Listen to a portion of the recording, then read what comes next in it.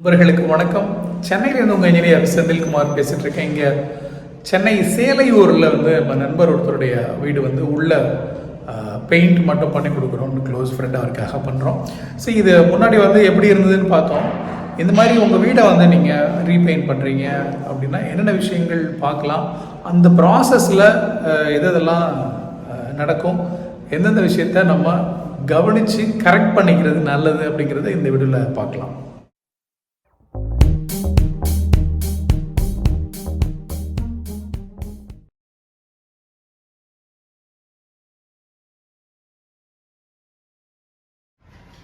இந்த வீட்டில் ஆல்ரெடி ஒரு டெனண்ட் இருந்துட்டு அவங்க போகிறாங்க. இப்போ புதுசாக வர்றவங்களுக்கு முன்னாடி இதை நல்லா பண்ணி கொடுக்கணுங்கிறது அவரோட இன்டென்ஷன். நம்ம புதுசாக ஆல்ரெடி இருக்கிற கலரையே வச்சுக்கலாம், இல்லை கலர் மாற்றலாம். கலர் மாற்றுறதுல உள்ள சேலஞ்ச் என்னென்னா, நமக்கு ஆல்ரெடி இருக்கிற கலரை விட அந்த கலர் ரொம்ப டிஃப்ரெண்ட்டாக இருந்தால் நம்ம கூடுதல் கோட் கொடுக்குற மாதிரி இருக்கும். நம்ம இங்கே என்ன பண்ணியிருக்கோம்னா, நம்ம ஆல்ரெடி பட்டி இல்லாதனால ஃபுல்லாக வாலில் பட்டி பார்த்துருக்கோம். இந்த பட்டி பார்த்ததுனால நம்ம மேலே என்ன கலர் வேணால் போகலாம் அப்படிங்கிறத முடிவு பண்ணோம். ஸோ இங்கே இந்த ஹால் ஏரியா மெயின் இதில் இந்த ஒரு வால் மட்டும் இந்த ஆரஞ்சு கலர் இந்த பேஸ். ஸோ மற்றதெல்லாம் இந்த ஒரு பேசிக் ஐவரி ரேஞ்சில் உள்ள கலர். இந்த கலர் தான் நமக்கு ஹாலு, இந்த டைனிங் ஸ்பேஸு ப்ளஸ் கிச்சன் ஏரியாலாம் நம்ம போயிருக்கோம்.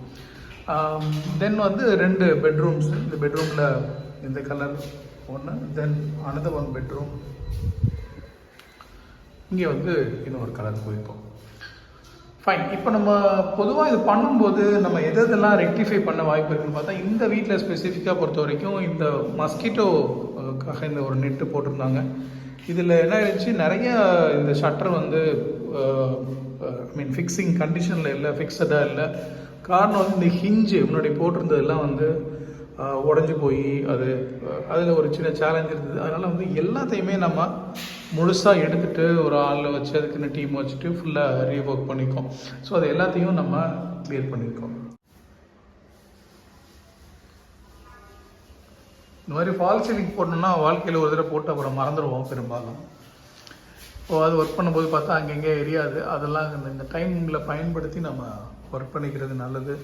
ப்ளஸ் பாயிண்ட்ஸில் ஏதாவது கூடுதலாக வேணும் இல்லை மாற்றணும், அதெல்லாம் நம்ம இந்த டைமில் ஒர்க் பண்ணலாம். தென் ப்ளம்பிங் ரிலேட்டடாக எங்கேயாவது வாட்டர் பிளாக்கேஜ் இருக்குது, நம்ம ஒன்றும் ப்ராப்ளம் இல்லை, நமக்கு தண்ணி உள்ளே வருது ஒழுங்காக வெளியில் போயிடுதுன்னா பிரச்சனை இல்லை.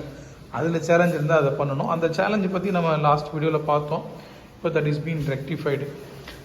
தென் இந்த பெயிண்டிங் ஆக்டிவிட்டி நடக்கும்போது அது நடந்து முடிஞ்சோடனே நம்ம ஃபினிஷிங்கில் கரெக்டாக பண்ண வேண்டியது இந்த ஸ்கர்ட்டிங் ஏரியாலாம் இந்த 4 இன்ச்சு ஃப்ளோரிங்கில் இருக்கிறதுலாம் பெயிண்ட் ஒட்டியிருக்கோம். அதெல்லாம் ஃபுல்லாக க்ளீன் பண்ணுறது முக்கியம். அது சொல்லி அதை ப்ராப்பராக பண்ணணும். ப்ளஸ் இந்த ஸ்விட்ச் போர்டெலாம் அந்த பெயிண்ட் ஸ்டெயின்ஸ் இருக்கும், அதெல்லாம் ப்ராப்பராக ஒரு தின்னர் வச்சு க்ளீன் பண்ணணும்.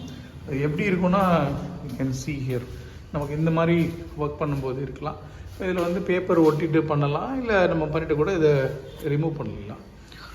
ப்ளஸ் இந்த ஸ்கர்ட்டிங் ஏரியா பார்த்தோன்னா க்ளீன் பண்ணாமல் இருக்கிற ஏரியாவில் பார்த்தா இந்த மாதிரி இருக்கும். ஸோ இந்த ஸ்கர்ட்டிங்கில் நம்ம நீட்டாக தொடச்சி எடுத்துறது முக்கியம். ஸ்விட்ச் போர்டு இதெல்லாம் க்ளீன் பண்ணணும். தென் இந்த டோர்ஸ் அண்ட் விண்டோஸ், அது எந்த அளவுக்கு நம்ம அதை க்ளீன் பண்ணி வச்சுக்கலாம், திரும்ப ஏதோ பெயிண்டிங்கோ வார்னிஷோ தேவைப்படுமான்னு பார்க்கலாம்.